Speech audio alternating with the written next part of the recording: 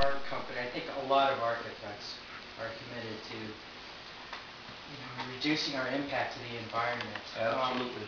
But what we're also trying to see is how we could be the most pragmatic. We're trying to take the most pragmatic approach, given that we have a finite amount of money to deal with. We're not. If we were kings of kings for a day, we would definitely go that route. But in terms of upfront costs, right. in terms of the labor pool needed to install that type, that's something that comes into play also. But we definitely look into trying to use as much sustainable green materials or adopting, if possible, wind turbines and water Well, voltaics. this is not the ideal spot in the United States for solar power. I was going to ask you ask you about that. We still have enough with the very minimum of planning. I could work out my schedule out there easily to take care of all my electrical needs, on a day-to-day basis. And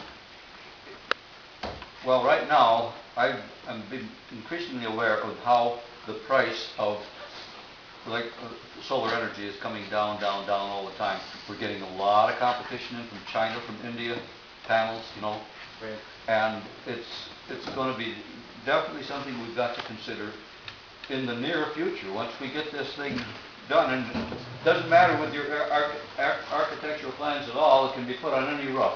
We've got a little bit of shade out here, but not much. Yeah. We also there's just a library just finished in Wisconsin for geothermal. Yeah. It's all geothermal. I mean, libraries are becoming one of the leaders in green architecture because they realize they're a public situation and they think it's important to do that. And so more and more of our clients, like Madison, the Living Madison Library, has to be all green. 100% green. It's typically a showcase to the community. But that's what Madison is, of course, doing. Madison is making a showcase for Madison. What we're finding, though, is we're finding a lot of the citizens of the community are farther ahead of the curve than, and so it's very interesting. By the way, when I was in Guadalajara in 1986 for a study tour in Spanish, I don't remember seeing any libraries then either. No. And I'll tell you what I do remember is that El Mercado de San Juan de Dios, big market. Yes. Several stories high, a couple, 3 blocks, and you could find anything.